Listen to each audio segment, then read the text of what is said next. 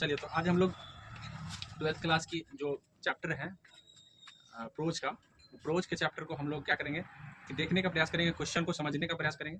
क्योंकि होता क्या है, बच्चे के साथ प्रॉब्लम क्या होती है कि वो पढ़ नहीं पाते हैं। तो हम अभी जो बता रहे हैं आपको ये रिकॉर्डिंग माध्यम से, इससे क्या होगा कि आप बार बार देखेंगे तो आपको पढ़ने भी आ जाएगा, जहाँ भी समझने में दिक्कत होगा वो समझ भी आ जाएगा और याद भी हो जाएगा। तो ये सारे चीज़ का प्रॉब्लम क्रिएट हो रहा है, इसके कारण हम इसको रिकॉर्ड करके आपको वीडियो जो है चैनल पर डाल देंगे, आप उसको देख करके बार बार रिवाइज करके याद कर सकते हैं। तो चलिए हम पहले क्वेश्चन की ओर चलते हैं। पहले क्वेश्चन में क्या कहा है, यहाँ बोला है कि dash they are satisfied with true home rule. कौन है जो सेटिस्फाइड हो जाते थे होम रूल से? तो वे हैं हमारे एंसेस्टर, मतलब आवर एंसेस्टर उसको बोलते हैं, जिसको हम पूर्वज कहते हैं, जो हमारे होम रूल से संतुष्ट हुआ करते थे। क्लियरली ये पूछा था और वो आवर एंसेस्टर है। आशा करते हैं कि इसको आप समझ गए होंगे। आइए हम दूसरे को समझते हैं। तो दूसरा नंबर प्रश्न क्या बोला है देख लीजिए। दूसरा नंबर बोला है कि इंडिया रिमेन इमूवेबल। मेन चीज आपका है खाली ये वर्ड कि इंडिया जो है ना इमूवेबल बना हुआ है, तो एंड दैट इज हर। तो ये उसका क्या है, ये उसका क्या है? तो ये उसकी ग्लोरी है। ऐसे इसमें इंडिपेंडेंस दिया था, ऑनेस्टी दिया था, पावर दिया था, तो ये सब नहीं है।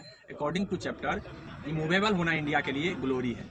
ठीक है, तो हमको ये इतना ही ध्यान रखना है कि इमूवेबल इंडिया के लिए क्या है, ग्लोरी है। इतना बात अगर आपको याद रहेगा तो आप जैसे ही ये क्वेश्चन पढ़ोगे समझ में आ जाएगा, अच्छा सर बोले थे कि इमूवेबल होने का मतलब है ग्लोरी। आगे समझ, इतनी ही बात आपको याद रखना होता है। आइए समझते हैं तीसरे प्रश्न को। तीसरा प्रश्न में क्या बोला है, the more we indulge in our passion. हम लोग जितना शौक को बढ़ाते हैं, द मोर अनब्रीडेबल दे बिकॉम, वो और ज्यादा बढ़ता चला जाता है। मतलब ये लाइन कहाँ पे ऐसा बोला गया है, मतलब किस चैप्टर से बोला गया? तो सिंपली है, तो आपको ध्यान रखना है कि इंडगल पैशन की बात किया है, तो इंडगल पैशन की बात our Indian civilization and culture में की गई है, जो महात्मा गांधी जी के द्वारा लिखा गया है। तो आशा करते हैं यहाँ पे ये दिया है, आप किसी भी फॉर्मेट में रहेगा या नन ऑफ दीज रहेगा तब भी आप पहचान पाएंगे।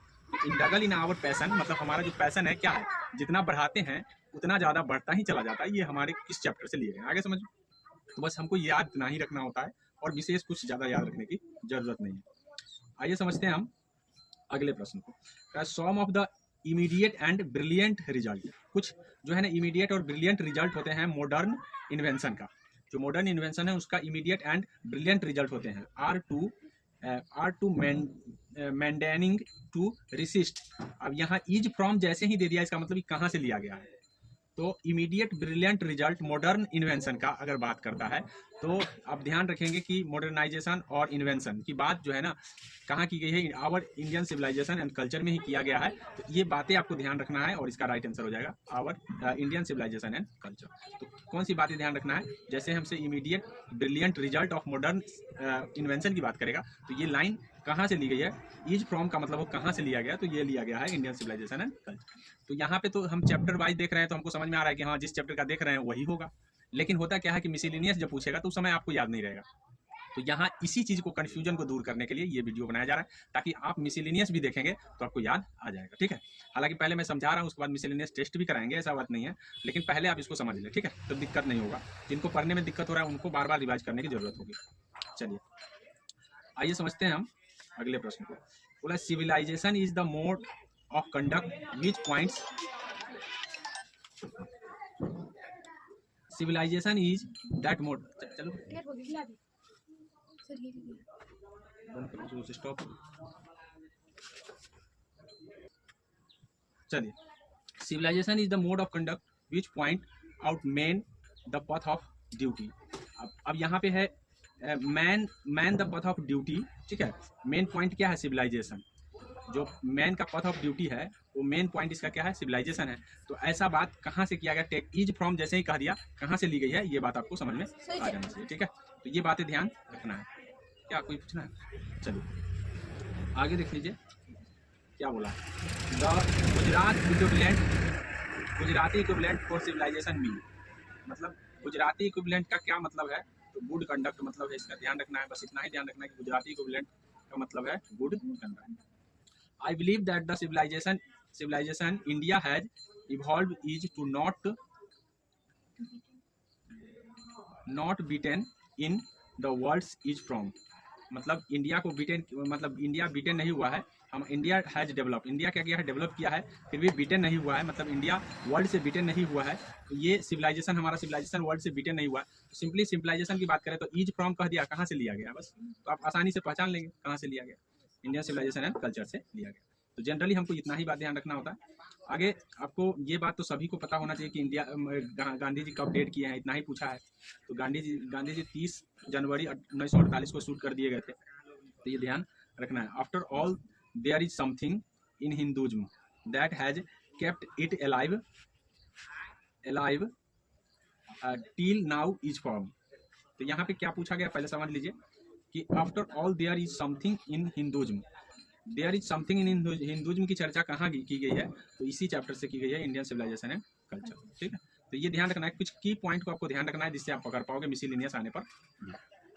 बोला performance of duty and observance of morality dash term है, मतलब ये जो है हमारा ड्यूटी, मतलब परफॉर्मेंस ऑफ ड्यूटी और ऑब्जर्वेंस ऑफ मॉरलिटी किस तरह का टर्म है, तो ये टर्म है कंट्रीब्यूटल, कन्वर्टिबल है, मतलब कन्वर्ट होने वाला है। ड्यूटी हमारी कन्वर्ट हो सकती है और मॉरलिटी भी हमारी कन्वर्ट हो सकती है, ऐसा बात नहीं कि कन्वर्ट नहीं हो सकता। तो यही पूछा गया है कि performance of duty and observance of morality are dash, तो कन्वर्टिबल, यह ध्यान रखेंगे, कन्वर्टिबल है ये।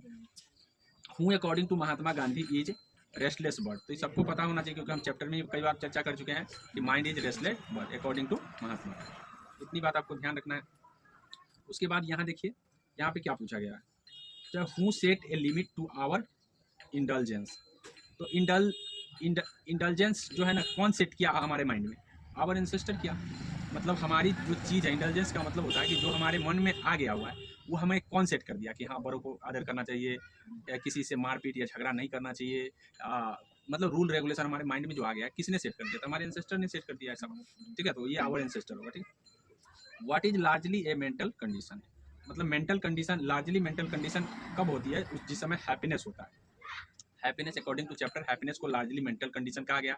तो ध्यान रखिएगा, according to Indian civilization and culture happiness is dash पूछा जा सकता है। अगर इसी को रिवर्स कर दिया जाए तो ऐसे पूछा जा सकता है कि according to Indian civilization and culture या according to Mahatma Gandhi happiness is dash, तो happiness is large mental condition. ठीक है, ये बात ध्यान रखेंगे, दोनों तरफ से आपको याद रहेगा। या the Gujarati equivalent for civilization mean, तो दूसरी बार आपसे पूछा गया है गुड कंडक्ट, गुजराती सिविलाइजेशन का मतलब हो इक्विवेलेंट किस तरह के सिविलाइजेशन है, तो गुड कंडक्ट के। Our civilization, our culture, our swaraj depend upon, तो सेल्फ डेनियल पर डिपेंड करता है, जो हमारा सिविलाइजेशन है, जो हमारा कल्चर है, जो हमारा स्वराज है, वो किस पर डिपेंड करता है, तो ये सेल्फ डेनियल पर। तो इसके अपोजिट भी प्रश्न पूछ लिए जाएंगे कि according to Mahatma Gandhi self denial is what is the self denial, या सेल्फ डेनियल क्या है, तो उस समय आपको सब्जेक्टिव वे में भी पूछा जाएगा, तो उस समय आंसर हो जाएगा our civilization culture and swaraj is my self denial. ठीक है, तो ये ध्यान रखेंगे कि सेल्फ डेनियल है क्या, तो ये सारे चीज़ जो है ना किस पे डिपेंड करेंगे, तो ये सारे डिपेंड हमारे अपनी भरोसे पर डिपेंड करते हैं। हम कल्चर को मानते हैं तो मानते हैं, नहीं मानते तो नहीं मानते हैं, तो इसीलिए हमारा सेल्फ डेनियल पर डिपेंड करेगा कि हमारा स्वराज कैसा रहेगा, हमारा सिविलाइजेशन कैसा रहेगा, हमारी कल्चर कैसी रहेगी, ये सारी चीज़ें जो आपको ध्यान रखना होता है। ठीक है, आइए समझते हैं, which civilization will ruin Indian if Indian endeavor to copy it, मतलब कौन से सिविलाइजेशन जो है ना बर्बाद कर देगा, रूइन कर देगा, रूइन करने का मतलब बर्बाद कर देगा। ठीक है, आवर मतलब ये अगर इंडिया जो है इंडेवर करता है कॉपी किसी की कॉपी करेंगे तो क्या करेगा, तो यूरोपियन सिविलाइजेशन हमारे सिविलाइजेशन को क्या कर देगा, बर्बाद कर देगा, अगर हम कॉपी करें, इसे कॉपी करें तो ध्यान रखेंगे, तो यूरोपियन सिविलाइजेशन हो जाएगा। We must and dash whatever is good and capable in European civilization है। तो यहाँ पे बोला है कि वी मस्ट, हमें क्या होना चाहिए, तो हम whatever is good and capable in European civilization, तो हमें सबसे पहले क्या करना होगा, एडॉप्ट करना होगा, तब एसिमिलेट करना होगा, तब जा करके हमारे लिए यूरोपियन सिविलाइजेशन गुड हो सकता है, अन्यथा नहीं हो सकता। ठीक है, तो वी मस्ट, हमें क्या करना चाहिए, पहले एडॉप्ट करना चाहिए, एसिमिलेट करना चाहिए, तभी जा करके हम जो है, अन्यथा हम कैपेबल नहीं हो पाएंगे, मतलब ये कैपेबल होने के लिए हमको एडॉप्ट और एसिमिलेट करना होगा। European civilization will mean dash for India, तो अभी बताया है कि यूरोपियन सिविलाइजेशन आने का मतलब है कि इंडिया को रूइन कर देगा, इंडियन सिविलाइजेशन को क्या कर देगा, रूइन कर देगा, रूइन करने का बर्बाद या मिटा देगा। रूइन करने का मतलब मिटाना भी होगा और बर्बाद करना भी होता है, तो सिंपल भाषा में अगर हम मिटाना बोले तो ज़्यादा बेटर रहेगा, सिविलाइजेशन को मिटाया जा सकता है, बर्बाद नहीं किया जा सकता। आगे समझें, और बर्बाद और मिटाना बात तो बराबर है, चाहे आपको मिटा दे या बर्बाद कर दे तो वही होता है, ध्यान रखेंगे, ठीक है। आगे आगे क्या है, has civilization taught to be more dash toward one another. हमें हमारी सिविलाइजेशन जो है ना क्या सिखाती है, तो हमें फ्रेंडली रहना सिखाती है सिविलाइजेशन, मतलब एक दूसरे से दोस्ताना बिहेव सिखाती है सिविलाइजेशन का, यही मीनिंग है। The European are becoming slave of, European किसके दास बनते जा रहे हैं, किसका स्लेब बनता जा रहा है, तो यूरोपियन जो है ना मटेरियल कंफर्ट का स्लेब बनता जा रहा है। जैसे मशीनीकृत हो रहा है, मसाला पीसना है तो मशीन ले आओ, हर काम के लिए मशीन ले आओ, तो ऐसे परिस्थिति में जो है ना यूरोपियन सिविलाइजेशन क्या होता जा रहा है, स्लैब बनता जा रहा है, किसका, मटेरियल कंफर्ट का स्लैब बनता जा रहा है, मतलब दास बनते जा रहे हैं। एक दिन ऐसा आएगा कि उसको जो है वो गुलाम बन जाएगा मशीन का, ठीक है, मशीन अगर नहीं चलेगा तो उसको दुख झेलना पड़ जाएगा। आगे समझ में, ये ध्यान रखेंगे कि मटेरियल कंफर्ट का जो है स्लैब कौन बनता जा रहा है, तो यूरोपियन, ठीक है। आगे देखिए, who have to removal their outlook, किसने अपने आउटलुक को रिमूवल बना लिया है, तो अपने आउटलुक को रिमूवल बनाने वाला यूरोपियन है, कौन है, European. Indian glory is that, पूछ दिया ना रिवर्स, इंडियन ग्लोरी क्या है, तो इमूवेबल है, ठीक है, बट यूरोपियन ग्लोरी क्या है, तो मूवेबल है। ये बात को ध्यान रखेंगे, कहीं ऐसा भी पूछ देगा तो आप इमूवेबल पढ़े रहे, सॉरी जी तो बताए थे इमूवेबल, लेकिन देख लेना है कि किसको ग्लोरी है, इंडियन है European. Who remain immovable in the midst of the all, कौन इमूवेबल बना हुआ है, तो इंडिया बना हुआ है, कौन बना हुआ। आशा करते हैं फर्स्ट चैप्टर आपको समझ में आया होगा, और इसको आप दोबारा तिबारा देख करके आप क्लियर कर लेंगे, आसान होगा यदि आप जितनी बार देखेंगे, ठीक है, ये आपके लिए होगा, खास करके उस समय आसान होगा जिस समय आप एग्जाम देने जाएंगे, तो सबको रिवाइज करके जाएंगे, तो एक भी आपका प्रश्न जो आ रहा होगा वो गलत नहीं होगा, नहीं आ रहा हो तो खैर गलत हो जाएगा, लेकिन जो आ रहा है वो गलत नहीं होगा, 2-3 बार अगर रिवाइज कर, ठीक है। आइए चलते हैं हम दूसरे चैप्टर का नाम है Bharat is my home. Zakir Hussain इसके राइटर है, आपको पहले भी कई बार बता चुके हैं, कई बार टेस्ट भी ले चुके हैं, तो ये कंफर्म हो गया होगा। Sir the people have chosen to make me the head of this family for a certain time, ठीक है, तो ये बोला है कि भाई ये बात किसने ऐसा बोला है कि लोगों ने हमें चुना है कुछ समय के लिए, ऐसा किसी ने बोला है, तो ऐसा तो जाकिर हुसैन ही जब भाषण दे रहे थे, ओथ ले रहे थे, तो ओथ के समय राष्ट्रपति के रूप में जब ओथ ले रहे थे, तो उस समय उन्होंने ऐसा बोला था कि हमको एक समय के लिए जो है हमारी लोगों ने हमें सेलेक्ट किया, मतलब चुने, तो ये हो जाएगा डॉक्टर जाकिर हुसैन। जैसे ही ये बात आपको सामने आएगा, आपको ये बात हमारी याद आ जाएगी और आप उसको टिक कर पाएंगे। आइए हम दूसरे सवाल को समझते हैं। दूसरा बोला है कि doctor Zakir Hussain had also serve as the governor of dash, तो ये आपको भली भांति पता है कि जाकिर हुसैन ने कहाँ के गवर्नर रहे हैं, तो ये बिहार के गवर्नर राष्ट्रपति बनने से पूर्व रहे हैं। Radha Krishnan never lost his faith, Radha Krishnan, चलिए देखिए, तो कहने का मतलब यहाँ पे बोला Radha Krishnan never lost his faith in the, Radha Krishnan कहाँ अपनी फेथ को नहीं खोए, कभी नहीं खोए, इसेंशियल ह्यूमैनिटी ऑफ मैन, मतलब ह्यूमैनिटी के प्रति उन्होंने कभी अपने विश्वास को नहीं खोया। राधा कृष्णन के बाद जाकिर हुसैन ने अपने ओथ में बताए थे कि देखो राधा कृष्णन एक ऐसे आदमी थे जिन्होंने अपना faith never lost his faith, अपने फेथ को कभी नहीं खोए। तो किस फेथ को नहीं खोए थे, इसेंशियल ह्यूमैनिटी ऑफ मैन, इस बातों को ध्यान रखेंगे। अगर इसी क्वेश्चन को घुमाना होगा तो आपसे पूछ लेगा कि हु नेवर लॉस्ट फेथ, मतलब ऐसे करके आपसे पूछेगा, नाम पूछेगा, तो उस समय आपको राधा कृष्णन ऑप्शन में जाकिर हुसैन देगा, तो अकॉर्डिंग टू आपको भारत इज माय होम लिखा रहेगा, तो अब उस समय राधा कृष्णन और जाकिर हुसैन दोनों आएंगे, तो ध्यान रखिएगा कि उस समय राधा कृष्णन ही होंगे। ऐसा कहे किसने, तो जाकिर हुसैन ने, क्योंकि वो अपने ओथ में बता रहे थे भाषण के समय, लेकिन ऐसा किया किसने, तो राधा कृष्णन। तो ये बात दोनों पर गौर करने वाली बात है, ठीक है। Doctor Zakir Hussain is the author of, तो सबको पता है भारत इज माय होम के राइटर हैं ये, ठीक है। आइए समझते हैं हम अगले सवाल को।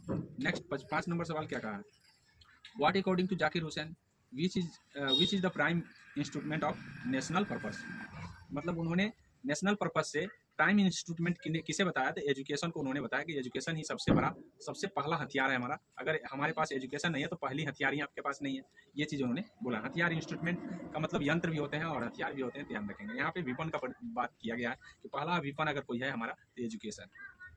Doctor Zakir Hussain entered the office in the spirit of dash humanity, तो जब वो ऑफिस में इंटर्ड किए थे तो किस ह्यूमैनिटी के साथ हुए, मतलब किस उत्साह के साथ उन्होंने ह्यूमैनिटी की बात की थी, तो प्रेफरल ह्यूमैनिटी की बात की थी, मतलब प्रार्थना किए थे उन्होंने, प्रार्थना के रूप में उन्होंने इंटर किया था। और the whole of dash is my home, the whole Bharat is my home, Zakir Hussain ने कहा कि पूरा भारत हमारा क्या है, घर है, ऐसी बात उन्होंने बताए थे। आइए देखते हैं, the process of its constant renewal in is indeed the process of growth of national dash and national dash. हमें क्या करना चाहिए, कांस्टेंट, हमारे कांस्टेंट को क्या करना चाहिए, रिन्यूअल करना चाहिए। मतलब रिन्यूअल प्रोसेस को क्या करना चाहिए, रिन्यूअल करना चाहिए कांस्टेंट को। और इंडीड द प्रोसेस, इससे अच्छा रहेगा कि हम कल्चर और कैरेक्टर को क्या करें, बनाए रखें। लेकिन हम जरूरी है कि कांस्टेंट को रिन्यूअल करें, बट कल्चर और कैरेक्टर को बनाए रखें। ये चीज उन्होंने अपील की थी लोगों से ओथ में अपने, कि भाई कल्चर और कैरेक्टर को क्या करिए, बनाए। तो नेशनल कल्चर और नेशनल कैरेक्टर को आप बनाए रखें, रिन्यूअल कीजिए, बट क्या कीजिए कि कल्चर और कैरेक्टर को बनाए रखें। तो आशा करते हैं इस बात को समझ गए हम। The quality of education is in capably incapably involve in the quality of the, क्या हो जाएगा, किसका क्वालिटी की बात यहाँ पे किया गया, मतलब वो बोले हैं कि अगर कैपेबल करना है, एजुकेशन कैपेबल होगा तो ये क्वालिटी होगा किसका, नेशन का। ये नेशन का क्वालिटी होगा अगर लोग एजुकेशन कैपेबल अच्छा हो, योग्य शिक्षा ही नेशन, योग्य नेशन बनाएगा, ये चीज बोले। विच is the remain of the word presumption. Presumption का क्या मतलब मीनिंग है, कौन सा मीनिंग है, ये चीज पूछे हैं। तो प्रिजम्पशन का मीनिंग है an idea that is taken to be true. ऐसा विचार जो सच बातों से ली गई है उसको हम प्रिजम्पशन कहते हैं। इस बात को कहते हैं। आगे बोला है द राइटर प्लीज, राइटर किससे लॉयल्टी के साथ जो है ना, आवर हमारे मतलब किन चीज़ों से हमें लॉयल्टी रखनी चाहिए, मतलब उदारता रखनी चाहिए अपने आप में। तो पास्ट कल्चर से हमें उदारता रखनी चाहिए, उनको हम घृणा रूप से नहीं देखें, ऐसा उन्होंने रिक्वेस्ट किए हैं, गिड़गिड़ाए हैं लोगों के साथ, जो आप ऐसा नहीं कीजिए, ठीक है। What is the meaning of word Endeavour, Endeavour का क्या मतलब है, ये चीज़ पूछा गया। तो अर्नेस्ट अटैम्प्ट को उन्होंने इंडेवर कहा है कि हम अगर हम अर्न कर रहे हैं कुछ, अटैम्प्ट मतलब कुछ किसी चीज़ का, तो वहाँ पे एंडेवर का, जैसे कहने का मतलब है कि हम अपने एक चीज़ की जगह दूसरी चीज़ को अगर हम ले रहे हैं तो वो अटैम्प्ट कर रहे हैं, क्या कर रहे हैं, तो अर्नेस्ट अटैम्प्ट को एंडेवर उन्होंने कहा है। उसके बाद है the writer want to make his country, writer कैसा बनाना चाह रहा है देश को, तो राइटर जो है देश को स्ट्रांग और ब्यूटीफुल बनाना चाह रहे हैं अकॉर्डिंग टू जाकिर हुसैन, ठीक है। आशा करते हैं इसको समझ गए होंगे। आइए हम 3 चैप्टर को समझते हैं। A pinch of snuff of Manohar Malgonkar के है, लिखा है उन्होंने, और इसमें बोला है पहला प्रश्न, the mother in A pinch of snuff of was waiting eight dash, at the dash. Mother जो है ना कहाँ पे वेटिंग कर रही थी, तो डूर स्टेप, याद रखेंगे। मदर जो है डूर स्टेप पर क्या है, वेटिंग कर रही थी। Who travel free with Nannu काका, नन्नू काका के साथ किसने ट्रैवल किया था, तो किटन, जिसको बिल्ली के बच्चा को हम किटन कहते हैं, किटन जो है ना नन्नू काका के साथ जो है ट्रैवल फ्री में किया था। Nannu Kaka was coming to Delhi to, क्या करने के लिए दिल्ली से आ रहे थे, किस पर्पज से आ रहे थे, तो वे आ रहे थे सी सॉम मिनिस्टर, वे कुछ मिनिस्टरों से मिलना चाह रहे थे। सी का मतलब यहाँ मिलना है, तो टू सी सॉम मिनिस्टर, मिनिस्टर से क्या करने थे, मिलने के लिए आ रहे थे। Nannu Kaka wrote a cheque for a dash rupees, कितने रुपये का उन्होंने चेक दिया था, 1000 रुपये का उन्होंने चेक दिया था। तो जो कि हम कहानी के वे में भी बता दिए हैं, या क्वेश्चन भी बता दे रहे हैं तो आपको याद रहेगा। क्या बोला गया है, मनोहर Malgonkar is and dash writer, वे कैसे राइटर है, तो वे एक इंडो एंग्लियन राइटर है, इस बातों को ध्यान रखेंगे। वो कैसे राइटर है, तो इंडो एंग्लियन। नन्नू काका हैड ए डैश, नन्नू काका के पास क्या था, तो कैट था, जो कि कीटन था, आप समझ सकते हैं। Where was the author waiting, author जो है ना कहाँ वेट कर रहे थे, तो ऑथर जो है ना वेट कर रहे थे प्लेटफॉर्म पर, मतलब लेखक जो है ना नन्नू काका का वेट कहाँ कर रहे थे, तो प्लेटफॉर्म पर वेट कर रहे थे। यहाँ पे पूछा गया अगला कि ए पिंच ऑफ सन ऑफ किसने लिखा है, रिटन बाय जैसे पूछता है किसने लिखा है, आपसे पूछा, तो मनोहर Malgonkar. Nannu Kaka was related to the narrator's as he was was his डैश, मतलब Nannu Kaka was related to the narrator से किस प्रकार जो है ना रिलेटेड थे, as he was his dash, जैसे कि वो उसका डैश था, तो जैसे कि वो उसका नेफ्यू होगा, ठीक है, भतीजा। He was wearing dash silk पगड़ी, किस तरह के पगड़ी पहन रखे थे, तो रेड कलर का था। नन्नू काका had ticket of which class, मतलब नन्नू काका के पास किस क्लास का टिकट था, तो उनके पास 3rd क्लास का टिकट था, लेकिन आए किससे थे, 2nd क्लास में। इस बातों को भी ध्यान रखेंगे, वो आए थे 2nd क्लास, लेकिन उनके पास टिकट था 3rd class. According to Nannu काका TC was a dash, TC was a young man, TC कैसा था, तो यंग मैन था, ठीक है। नानू काका stood in doorway of beach carriage, मतलब उन्होंने दरवाजे पर आए थे, तो किस तरह के बोगी था वो, तो बोगी था एसी बोगी था, कैसा बोगी था, एसी। ये पूछा था, मैंने बता दिया आपको। नन्नू काका हालांकि यहाँ पे 2nd क्लास बोगीज भी हो सकता था, तो थोड़ा सा यहाँ बनाने में हमको लग रहा है मिसप्रिंट लग रहा है, ठीक है। आइए देखते हैं हम आज आई हैव ए ड्रीम चैप्टर का नाम है और मार्टिन लूथर इसके राइटर हैं। Dash is sweltering with heat of injustice and operation. तो यहाँ पे बोला है कि कौन जो है ना मतलब अन्यायों में दब रहे हैं, इनजस्टिस और दबाए जा रहे हैं किसे, तो मिसिसिपी जगह है उस जो है ना मिसिसिपी को जो है वहाँ पे दबाया जा रहा है, ये चीज़ बोला गया। इंसिपेशन प्रोक्लेमेशन गेव द नेग्रो। एक दिन घोषणा हुआ था, भविष्यवाणी हुई थी, क्या चीज नेग्रो के बारे में क्या घोषणा हुआ था, तो ये फ्रीडम फ्रॉम स्लेवरी, एक दिन क्या हो जाएगा, दासों से मुक्ति का घोषणा हुई थी। ऐसा जब हम चैप्टर बता रहे थे तो घोषणा हुआ था, दासों से मुक्ति होने की घोषणा हुई थी। तो Martin Luther King J asked the black people to continue working with, मतलब मार्टिन लूथर किंग ने क्या किया था, लोगों से क्या कहा था, मतलब लोगों से कहा था कि कंटिन्यू रखे अपने क्या चीज को कंटिन्यू रखे, तो अपने भरोसे को कंटिन्यू रखे, फेथ जिसको कहते हैं, ठीक है, फेथ को कंटिन्यू रखने के लिए उन्होंने लोगों से कहा था, ये चीज बोला है। The prose piece dash is a speech delivered by Martin Luther King, मतलब जो है किस चैप्टर में मार्टिन लूथर किंग ने स्पीच दिया है, तो आपको पता है आई हैव ए ड्रीम में दिया है। Martin Luther king dislikes dash discrimination, Martin Luther king जो है ना डिसलाइक कर रहे हैं किस डिस्क्रिमिनेशन को डिसलाइक कर रहे हैं, तो वो रेशियल डिस्क्रिमिनेशन मतलब प्रजाति भेदभाव को या किसी भी प्रकार के भेदभाव को वो क्या कर रहे हैं, डिसलाइक कर रहे हैं, लाइक नहीं कर। तो पूछा जा सकता है कि according to Martin Luther King racial discrimination is dash, तो वो ध्यान रखेंगे लाइक डिसलाइक करके ऑप्शन आ सकता है, तो डिसलाइक वहाँ पे आंसर हो जाएगा। I have a dream is a part of speech delivered by, तो किसने डिलीवर किया था स्पीच को, तो मार्टिन लूथर किंग ही डिलीवर किया था।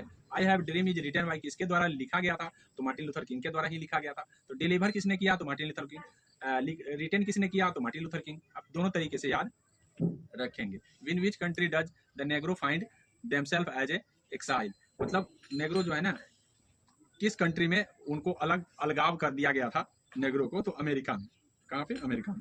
According to the author American has given the negro people, मतलब अमेरिका ने नेग्रो पीपुल को क्या समझ लिया था, तो बैड चेक समझा था, मतलब उन्होंने उनको क्या समझा था, एक बैड चेक की तरह समझ रखा था। आगे है what is the meaning of the segregation, segregation का क्या मतलब होता है, सेग्रीगेशन का मतलब होता है यहाँ पे सेग्रीगेशन डिमांड दिया है, एक्ट ऑफ आइसोलेशन, ये यहाँ पे थोड़ा सा मिसप्रिंट लग रहा है, डिमांड नहीं होना चाहिए सेग्रीगेशन, ठीक है, ये इसका हो जाएगा ये वाला, ठीक है, ये वाला हो जाएगा। सेग्रीगेशन का मतलब डिमांड नहीं होगा, सेग्रीगेशन का मतलब होता है isolating people according to race religion, मतलब अगर कोई रेस के आधार पर, रिलीजन के आधार पर अलग कर दिया जाता है किसी को, तो वहाँ पे सेग्रीगेशन उसी का मतलब होता है, ठीक है। तो इसका राइट आंसर जो हो जाएगा डी होगा, ना कि सी होगा, ठीक है। यहाँ पे गलत लगे हुए हैं, जिनका भी बुक है वो अपना सुधार लेंगे, क्योंकि गलत ही याद कर लीजिएगा अगर इसको नहीं सुधारेंगे तो, ठीक है।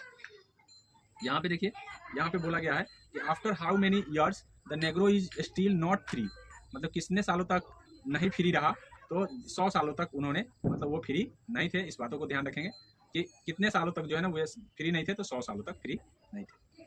नेग्रो की बात है। It is dash today that America was defaulted on his promissory, America अपने वादों से मुकर गए थे, तो बोला है कि किस तरीके से वादों से मुकर गया था, तो बिल्कुल ऑब्वियस तरीके से उन्होंने अपने वादों से, स्पष्ट रूप से उन्होंने अपने वादों से मुकरा था, ये चीज बोला, मतलब किस रूप में होता है ना कि चुपके से वादों से मुकर जाना नहीं, ऑब्वियस तरीके से उन्होंने मुकर रखा था। बोला है who are the citizen of colour, मतलब सिटीजन के कलर क्या थे, तो नेग्रो कलर ही था, इस बातों को ध्यान रखेंगे। The author refer to the tranquillising, तो ट्रैंक्विलाइजिंग का क्या मतलब होता है, ऑथर ने ट्रैंक्विलाइजिंग का प्रयोग किया, किसके लिए किया, तो ग्रेजुअलिज्म का मतलब होता है ट्रैंक्विलाइजिंग, मतलब धीरे धीरे धीमे धीमे अगर हो तो उसको हम ट्रैंक्विलाइजिंग कहेंगे, नहीं तो ग्रेजुअलिज्म कहेंगे। What is the meaning of the हॉलवेट, हॉलवेट का क्या मतलब होता है, तो अगर कोई हॉल के जैसा, मतलब छेद के जैसा अगर होने वाला हो, तो उसको हम हॉलवेट कहेंगे, हॉलवेट। तो मेड हॉली को हम हॉलवेट कहते हैं। Who are the citizen of colour, तो आपको अभी बता दिए हैं कि नेग्रो कलर था, सिटीजन का कलर कैसा था, नेग्रो। तो आशा करते हैं 4 चैप्टर तक आपने समझ लिया होगा, और इसको 1-2 बार देखेंगे तो क्लियर हो जाएगा। आइए हम लास्ट चैप्टर को समझाएंगे, और इसके बाद हम अगले वीडियो में आपको समझाएंगे। 5 चैप्टर को समझा के हम करते हैं इस वीडियो को। Ideas that have help Mankind के राइटर बर्ट्रैंड रसल है, आप इसको ध्यान रखेंगे, रसल इसको पढ़ेंगे हम, रसल भी लिखा हुआ है लेकिन रसल ही पढ़ते हैं। According to Bertrand Russell dash die in large number in winter, मतलब क्या है, बहुत संख्या में विंटर में मर जाते हैं बर्ट्रैंड रसल के हिसाब से, तो बर्ड्स जो है ना विंटर में, मतलब जाड़े में बहुत संख्या में मरते हैं बर्ट्रैंड रसल के हिसाब से। Bertrand Russell was also a dash, वे एक क्या थे, तो वे एक मैथमेटिशियन थे, मतलब ऑल्सो पूछा है, हालांकि ये और भी चीज़ थे लेकिन ऑल्सो ये मैथमेटिशियन बोला है तो ये मैथमेटिक ऑल्सो डैश तो ऑल्सो ये मैथमेटिशियन हो जाएगा इसका right answer. Who wrote the piece of why I am not a Christian, why I am not a Christian के राइटर कौन है, तो यही है बर्ट्रैंड रसल। तो आपसे पूछा जा सकता है कि why I am not a Christian के राइटर कौन है, तो Bertrand Russell. Bertrand Russell was awarded Nobel prize in literature, मतलब उनको लिटरेचर के क्षेत्र में नोबेल प्राइज कब दिया गया, तो 1950 में बर्ट्रैंड रसल को 1950 में दिया गया है। Ideas that have help mankind is written by, idea जो है ना, ये चैप्टर किसने लिखा है तो सबको पता है, बर्ट्रैंड रसल, ये कई बार हो चुके हैं। Bertrand Russell was a philosopher and dash, way philosopher के साथ साथ क्या थे, एक हिस्टोरियन और मैथमेटिशियन दोनों थे। हालांकि यहाँ पे ज़्यादातर आप हिस्टोरियन के रूप में देखते हैं तो यहाँ ऑप्शन ए मान लिया गया, लेकिन वो मैथमेटिशियन भी थे। ऑल्सो पूछता अगर तो आप मैथमेटिशियन लगा देंगे, लेकिन जनरली वो हिस्टोरियन और फिलोसफर थे। What is the meaning of indubitable, indubitable का क्या मतलब होता है, तो which can not be doubted, जिस पर डाउट नहीं हो उसको हम इंडबिटेबल कहते हैं। इंडबिटेबल का क्या मतलब होता है, जिस पर संदेह ना हो, जिस पर डाउट ना हो, उसको हम इंडबिटेबल कहते हैं। आइए समझते हैं हम अगले को। हु आर होमोसेपियंस, होमोसेपियंस कौन है, तो होमोसेपियंस ह्यूमंस है, मतलब मानव प्रजाति ही होमोसेपियंस है। They the early human race lived in dash, मतलब शुरुआती के जो मानव प्रजाति थे वो कहाँ रखते थे, जंगल्स एंड केव्स, गुफा और जंगलों में रहते थे, तो इस बातों को ध्यान रखेंगे। आइए समझते हैं हम लास्ट, सॉरी अभी है दे वेयर डैश टेरिफाइड ऑफ, मतलब कौन जो है ना डरे डरे, मतलब वे लोग जो है मानव जो है ना वे टेरिफाइड रहते थे, डरे रहते थे किससे, विल विट्स, जंगली जानवरों जंतुओं से क्या है, वे डरे डरे रहते थे, क्योंकि जंगल में रहते थे तो स्वाभाविक है कि कोई भी हमला उस पर कर सकता था, अभी की तरह घर नहीं हुआ करता था, तो जंगल में रहने वाले को डर रहेगा, टेरिफाइड रहेंगे।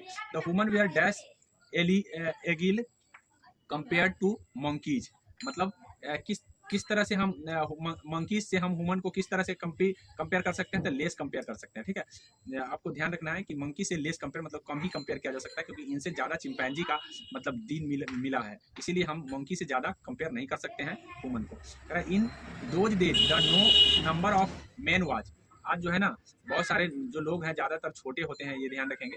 What is the meaning of hirsute, मतलब चैप्टर में हिरस्यूट का प्रयोग किया गया है, तो कवर्ड विथ हेयर, जिसके जो हेयर से मतलब जिसके सर जो है ना पूरा ढके होते हैं बालों से, तो उसको कवर्ड विथ हेयर कहेंगे या हिरस्यूट कहेंगे अपने शॉर्ट भाषा में, इस बातों को ध्यान रखें।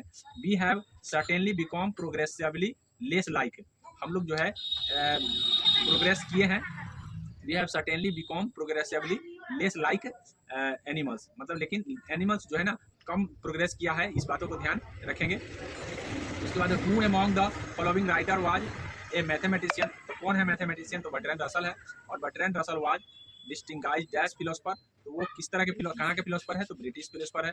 तो आशा करते हैं इस बात को समझ गए होंगे। इसको बार बार देख के आप याद भी कर सकते हैं, नहीं याद अगर हुआ होगा तो, अगर याद हो गया तो कोई बात नहीं, वीडियो आपको फॉर्मेट चैनल पर डला ही जाएगा।